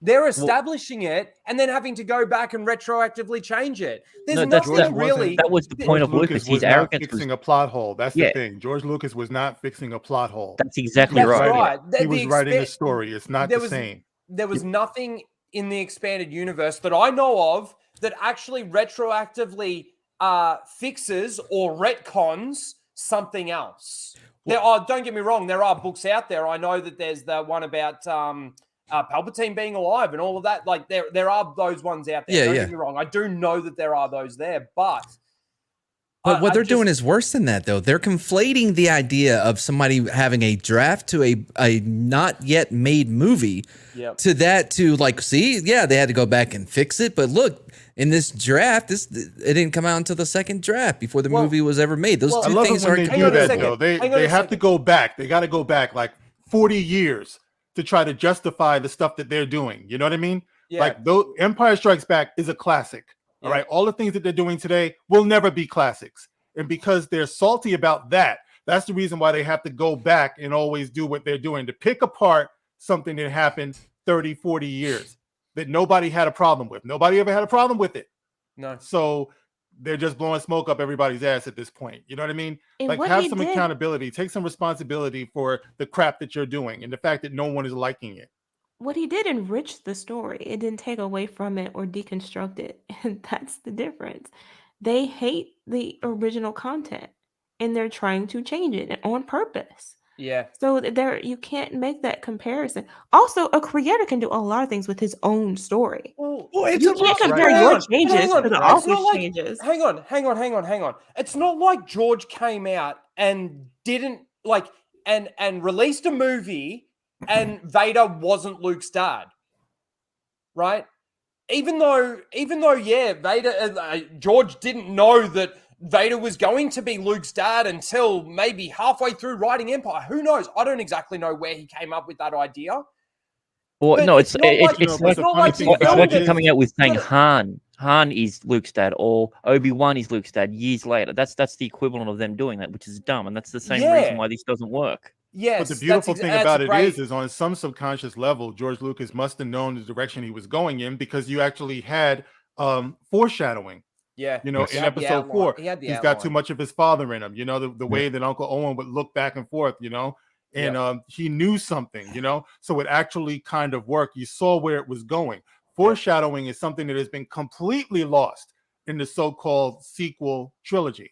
There is none, because you can see they didn't know what they were doing at all, because there is no tie for either one of those movies. All three of them, there's nothing that ties them all together. All of them feel individual, separate, and there's no real cohesive story that's being told. With the original trilogy, it is. That's the reason why it inspired all of the novels and a generation of people who, just love it so much. And they can't deal with it because they can't create that. That's true. They can't create it. They've got no idea. I was actually on my stream. We actually did a bit of a contrast between the Obi-Wan Kenobi trailer and like some of the like Revenge of the Sith trailer or Attack of the Clones trailer. We sat down and watched them, and I don't understand these people that say, "Oh, this feels like Star Wars." Like, it really doesn't. First of all, Star Wars does have a bit of a feel to it, but just because something feels like Star Wars doesn't mean it is Star Wars, if you are feeling that way. But like, just because you see stormtroopers' heads on pikes on Tatooine, it doesn't, there's no feel of Star Wars there for me. Like you should do that. Sit down and watch the trailers to Book of Boba Fett. Sit down and watch the trailer to Obi-Wan. Sit down and watch the trailer to The Mandalorian. And then go and watch the trailers to even the original movies. Go and watch the trailer to the prequels and tell me if they feel the same. And especially the Obi-Wan Kenobi one, because Obi-Wan Kenobi takes place in that era, right? Well, it's 10 years after Revenge of the Sith, but you know, it's still pretty much coming from the prequels. It's Ewan McGregor. It's our prequel Obi-Wan Kenobi. They're gonna fuck that up. I'm sorry. I just went off in my head. You know something? At this point, guys, I'm starting to feel like I'm in Space Jam or something. I'm surrounded by cartoons. It's like I'm in like Who Framed Roger Rabbit. You know, it's Wait, you mean your spot on the panel because you're in the middle and surrounded by us, or do you mean what's going on? Yeah, I'm saying, you know, because everybody has got their avatars here. It's like I'm the only like live action person here. I'm like LeBron James, unfortunately. But culture, thank you, because I was starting to feel like loopy about that, man. It's like, oh my god. Oh, White Savior comes in to save him. I see how it is. Wow, that's rough. Jane is not an on-camera personality, so that was a little harsh. We gotta change that. Yeah, I have no personality, so there you go. As everyone knows about toxic man flu is on-screen personality. TMF is the cult of Westonality. Wait, hold on. Say all that again? No. The cult of Westonality? Yeah. When I'm hosting, I love it when Matt has a brain fart. I'm going to invite you on, Jane, and I want to see you. Jane, I'm going to tell you, Jane is incredible. Just amazing. Just wonderful. I'm on my Instagram a little bit sometimes. A little bit, yeah. If you want to see how gorgeous she is. I've seen it. Drunk told me all about it. What's the next article? Welcome to the Jane simping hour. Yeah, the Jane simping hour. Hey, it's working. I'll simp for Jane. Yeah, so will I. What's the next article? Wait, am I running this thing? No, you have like article control. We didn't actually finish article control. Article. Is that like ladder control? You had us descend into the Star Wars madness. Who did? You. How? I learned it by watching you. Ha. All right. What I was gonna save that one for you and I on a Wednesday, but I was like, on a Wednesday. I read a sentence and a half that so incensed Raging Rhino that I believe he had an on-camera stroke. So I on camera, it was on, off, all of it. He took. I don't know. I saw the avatar bulge when it happened. I think it you saw the bulge. I think it took down an entire satellite or perhaps a planet. Speaking of planets, do I have an article for all of you? Here we go. Oh, Lord. Sorry, I did hear all of that, by the way. There he is. Interestingly enough, it didn't get shared. I do not know what just happened. Oh, look. See, Yoda has a lightsaber right there behind you, bro. Oh, there we go. Oh, my God. Oh, my God. You got Speaking of entire planet. Yeah, speaking of entire boldly planet. go where no tooth gap has gone before. Everybody, you know what? The tooth This is gap so thing, shameless. So shameless. I gotta ask a question before we get right into this. Did anybody watch the episode? No. Nobody. Yes. The reason why I asked that, the only reason why I asked that is because she's not an actress or an actor. No. So I wanted to know how her performance was. Like that. Well, I mean, I saw she did fine. She faked election results for like a year and a half. So demonetized. My wife watched this. Yeah, she read her lines. I mean, you know, that's right. She read her lines. Didn't call for much. It's Hello, pretty... I am the president of the entire world, and I am the best politician ever. Vote Starfleet. I think it's pretty on brand for America, though. I mean, we elect actors and put politicians in shows. We need to not do that, James. We need people that are more qualified to run our country. Yeah, Reagan turned out okay. Even like her being a politician, she's not a well-loved politician. Like, you know, like across the board is what I'm saying. I mean, due to the fact that she is so divisive and we're so divisive in our politics right now, it makes it a little bit tricky when you decide to put a politician into something like this because you know that it's going to be divisive. she's not well loved. And that's true. You know, no matter no which one one was you seeing put her in show there. up. Huh? That's true no matter which one you put in. That's what I mean. That's the way it is today. So this is not like Bill Clinton going on to Arsenio Hall back in the day. You know, Dude, he played a saxophone. Which was cool. Hell yeah. Yeah. Yeah. But I think And he was that- running for president. The thing is, though, you have a show that is apparently divisive. And like we said before, we have an entire era of entertainment that's divisive. Oh. So this is consistent with dude. that. So you and, must and know who's then to that you're gonna- blame for the divisiveness too, because I think even in society, like people are, I blame the politicians to some degree, but I also blame the people for allowing themselves to be played by these politicians. Would we be Yeah. talking about this at all, anything Discovery, if it wasn't for this? And the answer is no. No. No. We wouldn't. So is this done on purpose? Of course. Yeah. Yeah. Oh, absolutely. Watch- Absolutely, it is. It's Hey, brought there to bring And it's a attention to trap. it. It's a trap, by the way, 100% guys. trap. Because what they want you to do, this is what, and I see a lot of people going like just falling for it. They want you to criticize not her acting or not the choice of her being it, but they want you to criticize her appearance, because then they're going to point at it and you be like, look at these guys. See, all they care about is her weight or this or that. That is the last thing what you should do. If you want to criticize the decision of bringing her on, absolutely. Her acting, of course. But if you continue to attack her physically, you are just going to give them what they want. But nobody attacked her physically. That I've seen. Well, I mean, other than the tooth gap call out by Tox. That was me. Yeah. Yes. Well, I attacked yeah, her I mean, physically. Yes, Yeah, but I kind of did too. No. I take that back. and I I did attacked too. her look. Yeah. Yeah, and I did too. But look, they live in a post-scarcity world, right? Where, I mean, again, this is Star Trek, right? So they created the lore. We didn't have a whole lot of people that were in need of, other things back then. Now you have wheelchairs in Star Trek, which make no sense. Yeah. So, but I'll keep going. Look, the biggest problem with bringing her on. Hold on, real quick. Yeah. Monkey Jeebus. I'm not saying you can't. I'm just telling you what they want and what you're giving them. I never said do not make fun of them. You're not allowed. If you want to do it, do it. But I'm just letting you know this is what they want. They want to see you do things like this. This is exactly what they want. But You're they just do the feeding into same- it. They do the same thing. They do the You're same right, and we thing. should be If this better is- than them. If this is a politician they like, then they're going to say everything positive in the world. If it's a politician they don't like, then they're going to hate that person to the end of yeah. time. This is where we Well, are I mean, they today. retroactively removed Trump from stuff that he was in. Exactly. And My her point popularity- exactly. Her popularity is not very much in Georgia right now. Her polling data is looking terrible.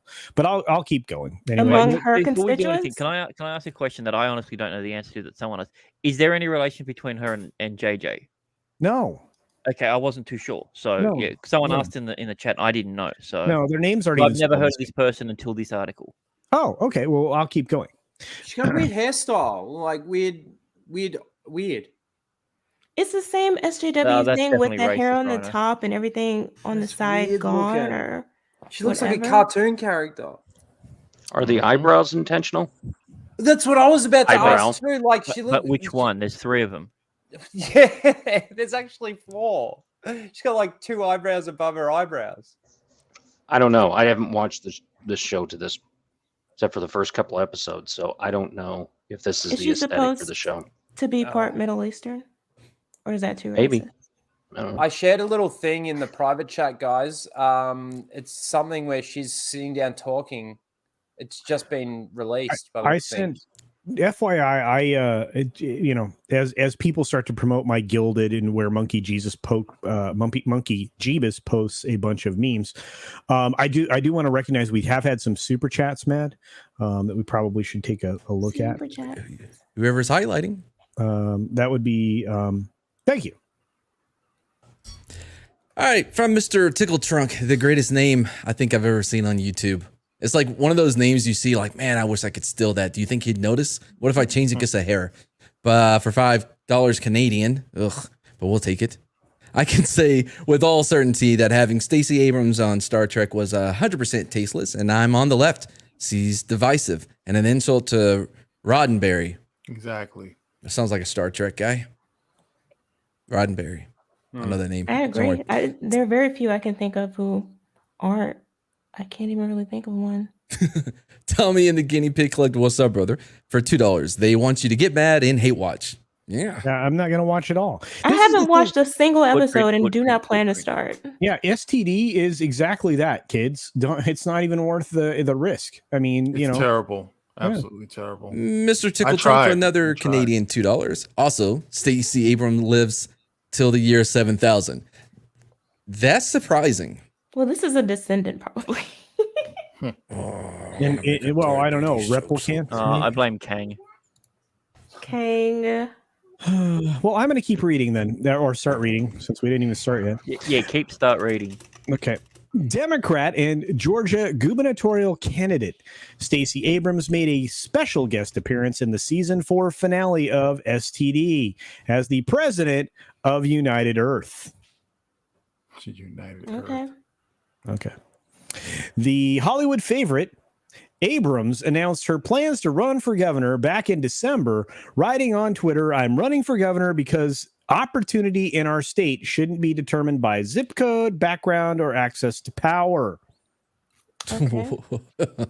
To give me power. I can agree with that. Unfortunately, it often is tied to access to power because the richer you are, the more likely you are to win. Yeah, 100%.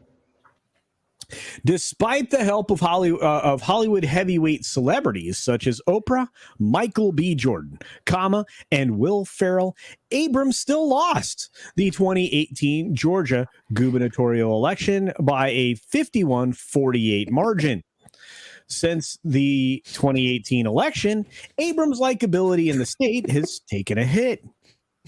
Abrams has publicly refused to concede the fact that she lost the election, accusing her opponents in the GOP of voter suppression and systemic racism for her defeat. Or systematic racism, I guess. Yeah. Systematic. And we got another super chat. Oh, Toxic, you didn't have to do that. You're on the panel. I'm just kidding. That's like something you have to say as the host. Yeah. Anyways, I think I nailed it too. You did. Best dump ever. Facts. These are facts. You realize, Matt, this is like one of the few times you're allowed to read super chats because, you know. Oh yeah, go ahead, Coulter. No, you haven't told this joke 100 times before. Please continue. No, it was funny the first time. I don't have to tell it again. But yet you keep trying. Where's that Sporking News podcast? I don't know, man. Busy. I don't know why, but this article reminds me of the fact that they passed something in the omnibus bill that you can't make fun of people's hairstyles. Oh, that is.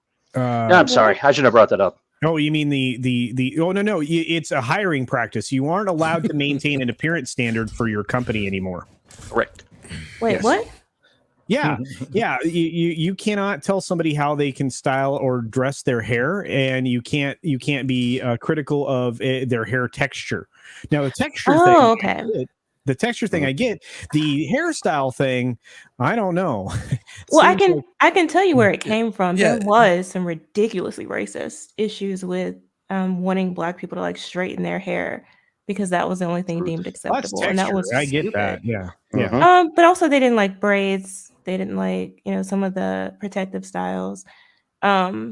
I mean, it can certainly go to an extreme. Spikes. Like, spikes. Like, that would be crazy, honestly, but they didn't like traditional, normal. All they're trying to do is normalize these SJW haircuts. That's all they're trying to do so that banks have to hire these people that look like they are not qualified to work there. Anyway, all right. Dude, if I own the company, own the company and I'm paying you, if I tell you to wear pigtails, you're going to wear it. I'm not saying that they didn't have their own agenda tied to it, but I'm also not going to suggest that there wasn't racist undertones in the beginning. That was the justification for it because it was different. And again, I have already said it doesn't have anything to do with that. It is 100% focused on making sure that you you can have some outlandish hairstyles. So when you're working on, let's say you're working at Disney and you need to look like somebody who was in the jungle on Jungle Cruise, leading or being a guide on the boat, that you couldn't have purple, pink, rainbow colored hair because that wasn't, something that you would have found during the particular time frame. No, that's just racist culture. All right. Right. I got to stop looking at my phone. It's kind of like wearing uniforms, if you're working for a company where you got to wear a uniform, I mean, they have every right to expect that, everyone, conforms to that particular standard. If you don't like it, don't work for that company. You realize we've gone back and forth on school uniforms in different ways, and both ways have been racist, which pisses me off. Well, when you have schools cutting children's hair because they don't think it's appropriate, we are on a level where we're going to fight if you cut my kid's hair. Yeah, but if don't it's go to the school conversation, I don't go. But I'm to just the saying school. that's part of the issue that they used. Oh no, I agree with you. Address the issue and fix it, but also add in that avenue for them to do what they want to do. Yeah, the agenda. Like I went to a Catholic school. Anybody else go to Catholic school when you were growing up? It was a terrible experience. Only until I escaped. Yeah, it was horrible. I might have been touched inappropriately. But anyway, so I went and we had to wear the uniforms, and you walked in the street. Sometimes people want to pick on you and everything. Nobody liked doing it, but it was private. They had their standards and everything, and you had to conform to that. Now the hair texture, like I said, we're in agreement about that. That can just be discriminatory, But the uniform thing wasn't that you can't just do whatever you want. Wasn't the uniform thing there so that it would it was a class reasoning, so it didn't matter where you came from, everybody wore the same clothes. So yeah, I mean, it might be with uniforms in schools. It might be different because I know here in Australia, Ryan can probably back me up on this. Uniforms are just a standard thing, whether you're in primary school or anything like that. So, even someone, I know what you're talking about. Even a lot of workplaces, still here. I know when I was selling cars, it wasn't just put on your suit and tie. They actually had like polos and stuff that you had to wear. Yeah, the women have to wear them too. The women had to wear them too, and I thought that Well, where I work, Mark's hat, you couldn't wear that. Mad's hat either. Anything that ball caps can't have anything on them. But Rhino, I'm like, what's the hell? But Grant could wear a hat because that would expect it because otherwise, you'd see my. It just has to cover your face. That's like all. If you work at McDonald's, you're not going to be allowed to work in there with the Burger King uniform on. Right. Yeah. It's just how it is. I think that using the race thing as usual, they're using it as a tool, to get other things passed, because this has been going on for a long time, and common sense has to prevail. We all know that discrimination is wrong. Those battles are being fought. They've been fought. That's what the justice system is about. Also, if you feel like you're being treated unfairly, things like equal opportunity, the EEOC, things like that. They have these checks and balances in place. So, you just have to be careful about if you stand up and say something against that swimmer that just won the NCAA championship, you're a what are you, a transphobe or something? Well, I mean, no one on the panel's done a video like that, have they, Mark? No. Yeah. That was a great video, Mark. Again, Thank you. Look, I'm sorry, an employer should be able to tell you that you can't have purple spiky hair when you come to work at their business. The only reason he's saying this because he is the man. He is a boss. I think an employer he's taking that side. I think an employer can absolutely do that. However, what do you do then as masses of employees who are entering into the workplace who decide you want to not straighten your hair? Because everybody's saying, well, the texture argument is fine. But here's the thing. How do you get legislation passed to protect your rights in that regard if you know that the left or the SJWs are also going to use it to do what they want to do? So do you not pursue that course of action? So in the industry that I work in, ageism is a problem. All right. It's illegal. But it doesn't try matter. and prove it. Yeah. Try and prove it. That's what it comes down to.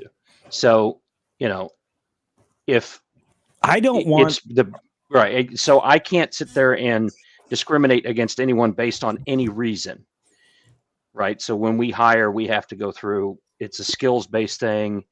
And if everybody's equal and all of that, we have to go through a lot of things to figure out what are the differentiators. Yeah, and that's why we have you make the skill base favor those who are a lot much more younger. Right. That way you can get around. But sometimes it's a fit, right, for what's going in there. But there are things that you just don't say.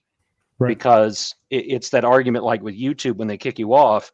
If they give you a specific reason, then you have a specific reason to sue on. Yep. If they don't tell you, you can't do anything. Well, you can sue because there's nothing to prove. You can sue them, but that doesn't mean they're going to give you an answer. But actually, they might be forced. I'm not going to get into the legal argument. No, because then we're going to talk about California law. But yeah. I'm just saying from a standpoint of there's so many different things that are out there that are illegal when it comes to the practice of hiring and other things like that are unenforceable. Right. Well, right? Here one of them is professional appearance. So if you're going to be a receptionist, exactly, that's where I was going. Yeah, if you're going to be a receptionist at my company, you are expected to maintain a professional appearance. I've been trying to get Culture's employees to unionize for so long now. Well, none of them speak English, so it doesn't matter. Well, I think that was one of the issues is how people chose to define professional appearance. And what you started to have was the texture argument, where people were defining professional as straight hair. Mm-hmm. There was okay. There's a texture argument, but I want to ask because I haven't seen this problem here in Australia at all in regards to hair. Like this is really a strange conversation to me. Like problems with hair in the workplace. Wow. But like, what are people coming up to like and touching your hair? Like what? I don't get that. If your hair is the way that you want your hair to be. Mm-hmm. Then it's the way that you want your hair to be. Well, I mean, I understand if a person doesn't want to employ somebody that's got half a purple head and half a blue head. Yeah, it wasn't that extreme. Or something like that. I that completely understand that. That wasn't the extreme. But if you've got an office job, if you've got an office job and they're just like an accountant and they're in the back room just punching numbers all day and they've got half a purple head and half a blue head and they're not seen by your customers and you don't want that, because I see a problem with that. There's a lack of professionalism in that. I'm sorry. No matter whether or not you like dyeing your hair a certain color or having it a certain way. And so there are certain elements of professionalism. Let me clarify what was happening. What was happening was that you saw for years, Black women in particular were straightening their hair using chemicals. Right. That were incredibly dangerous. Yes. And what they started to do was grow out their natural hair, right, and wear it in natural styles like braids or what have you. Right. Very neat, fine, or maybe afros, whatever. Yeah. And employers thought it was unprofessional. Schools thought it was unprofessional, and a lot of these people were, in the case of schools, forced basically to straighten their hair in order to work in these environments, or to maintain their hair in that particular style. And so they started to fight against it by filing lawsuits and complaints and things like that so that they could wear their hair like it grows out of their head. Sure. And then you had, like Culture has mentioned and others, the sort of SJWs jumping on the bandwagon and using it to do all this very bizarre and weird stuff. But it didn't start out that way. No, but it ended up that way. This was a generational thing because, Jane, this is something that my mom and my sister went back and forth with a lot because my mom grew up, her and her sisters were like the Supremes. She had two other sisters and they always take the picture of the three of them. And, back when you think of Diana Ross and the Supremes, you look at their hair, they obviously straightened it out, wore beehives and stuff like that, like all the girl groups did back then.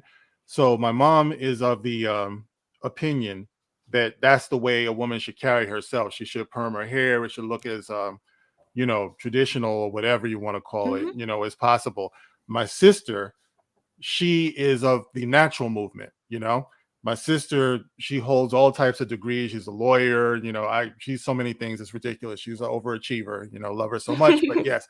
And she's great, but she wants to present herself because she's got three sons and she wants to present herself in a as natural, she looks great, looks beautiful, but it is a generational thing. because my mom is like, well, if you want to move in this professional setting, and my sister has already proved that she can move in that professional setting by, just wearing what grows out of her head. But I think somewhere along the line, natural hair for Black people or Black women specifically also became a symbol of defiance. Like when you see Colin Kaepernick, when he decided he was going to be Mr., take a knee and everything, what did he do? He grew out the hair. Yeah, I think it's awesome. Yeah, in the 70s, the Afro, it did tend to be that. So, when you get into a professional setting, I think it became a little bit problematic. Speaking of hair culture, we are missing a couple of hairy super chats out there somewhere. Nice. Greg Gregory for Australian $2. Virgin trying to kiss a girl for the first time. I tell you that story in confidence, and you bring it up again. God. Greg Gregory says something diabetes, something Abrams. Oh, I get the JJ thing now. By the way, I just now got the JJ thing. Like, does she have any connection to JJ? I'm like, what does that even mean? Like, by the way, do you think it's easy to have long hair as a professional? No. Is it a choice? And Guyver Meccan for $5 American. The good stuff. Nice. Yeah, that's what I said. Okay, good. Obviously, for the sporks. For the sporks. That's $5. Yeah, the problem is, okay, I don't care. It doesn't matter. I want to move on. And in that, how long are we doing this show? Scott did not tell me how long I'm supposed to be keeping this thing going. 3 hours. All night. Oh, 3 hours. I'll give him 10. I'll give it 9 more minutes. Okay. We got something to cover in 9 minutes. I came here straight from work. We have something that absolutely won't take more than 9 minutes. You're fucking lying. I don't want to talk about your sex life again. Here we go. 9 minutes. That's way overshooting it. I'll give you 8.5 minutes to cuddle. GTA 4, G4 TV. Holy cow. Senior GTA Vice 4. President Blair Herter tells gamers, don't watch us after Frost's rant. Done. Guess what? Wasn't doing it before. Culture. I think he's copying your videos. There's something about what he's doing that makes me think he's copying something in your videos. I think he might be, but that's okay because since we collaborate on stuff, it's totally fine. But here's why this story is important. Right. And speaking of important, oh Lord, Toxic Man Flu for $5. I'm getting good at that. For $5 American. I am honored to be on with Mad and his professionalism. America. We're going to leave that up for a moment and guess everybody gets to realize how true it is. Hey, Demogenite. Yeah, Demogenite's been in here for a minute. We've literally had a pimp in the house for the whole time, and nobody said hi to this amazing human being. I said hi to my brother. What's up, D? Good. Hello. I did. Speaking of good comic books, do you know what I am saying? Demogenite.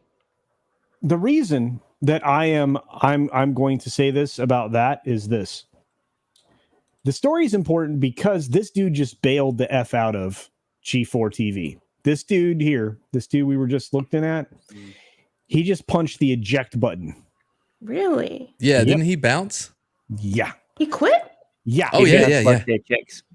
Yeah, he is going to work for a game streaming entity in Arrival, the Netherlands. Isn't it a rival to G4 as well? And that's another country. Ish. Yeah, dude is bailing. It's so bad he's leaving the States. This guy is a senior VP of this particular entity, and he is like, nah, gonna bounce. Speaking of bouncing, we got Grant Gregory for $2 Australian. Something segue, something mad Martigan. I'm the best at these segue things.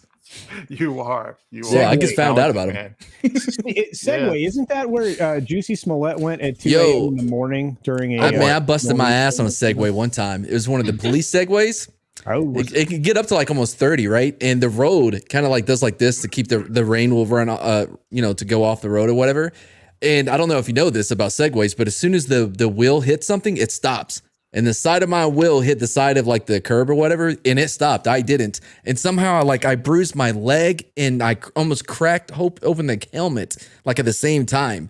It was bad. Anyway, that's it. Was it in Chicago? Segway. I heard it's dangerous there. 3 a.m. in the morning. Segway. Who else is picturing Mad in a uniform on a Segway on fire now? That's just me. On fire. That was unnecessary. That was a No, burning, I didn't drive Segway. into a curb. The side of the wheel hit the side of the curb. So I didn't hit it directly on. It was because the road did like this and I'm going like 27. So it gets, and then it hit and then the thing just stops. And it goes, Well, regardless, this is showing us in real time G4 TV fall apart. And you are now seeing. sounds like real men have brain injuries. When Sorry. is Frost gonna quit? You've been talking to Yeti again. Very soon. They don't need to quit. It's all just falling apart on them. They're all just going to be out of the job. Yeah, she actually is streaming on another channel now, like another like MSI gaming channel. She's been streaming over there. That's how bad things are right now for G4 TV. Wow. I mean, they did make her look a fool with everything. They supported her with all this. We're not going to do that, and then immediately get Amaranth in there sniffing farts and being in a hot tub, basically. That's my favorite part. Is let's go, Frost. Yeah. Yo, she cooking y'all. She cooking y'all. Yeah. Shut the hell up. Well, here's she was slapping meat. The reason that I well. was trying to segue into the Chicago area was because I think, and the person that's pictured right below me on the thumbnail that's in the background right now. Speaking of thumbnails, the mods and I for $2. I was working. What did I miss? How is that speaking of thumbnails? Is that a thumbnail? Good on your culture. Great point. Great point. I loved it. Just Culture, just say one more word. Just any word. It doesn't matter. Karen. Speaking of Karens, I'm sorry. Toxic Man Flu for $2. Mad's new theme song. The Segway's on fire. No, I didn't care for that. We can skip that one. We don't have to read the mean ones. It's a power ballad. You gotta love power Wow, ballads. Jane just came up with the perfect song. This Segway's on fire.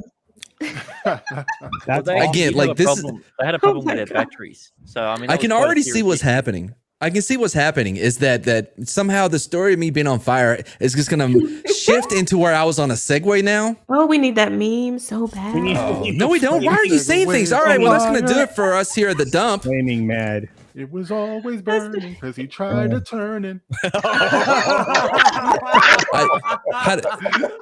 How do I remove him? Remove him and Jane. Come on, bro. No, wrong person. It doesn't count. Oh, you did. Oh, that's gold. Oh, Okay, Oh my God, what's going on? I feel better. All right. Segway of Look, we actually do have to draw the show to a close. We do.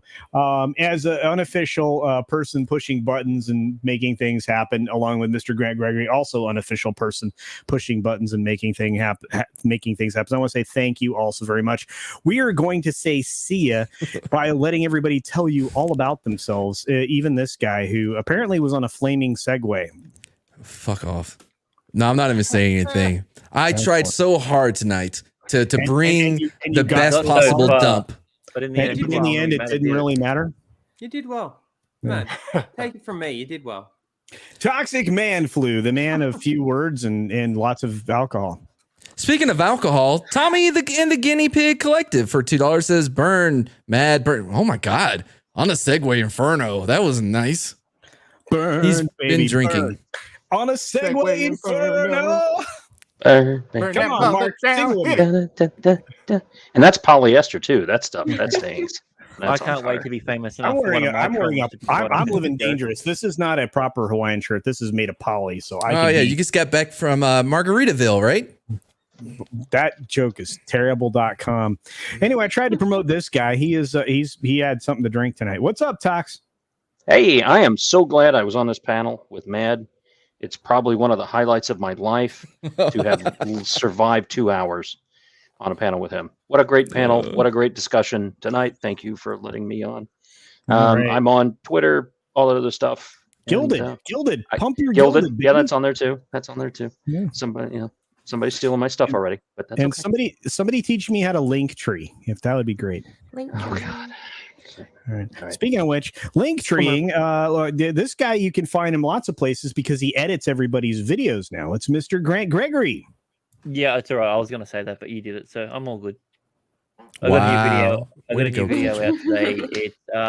It's a short little commercial about Ryan's new book called Ryan Kindle's book called Women Deserve Less. So definitely read it. There's a few excerpts on that. So check out my channel for that. And also, he has a great interview with me on that channel. At 1,010 views. Wow, it has 1,010 views.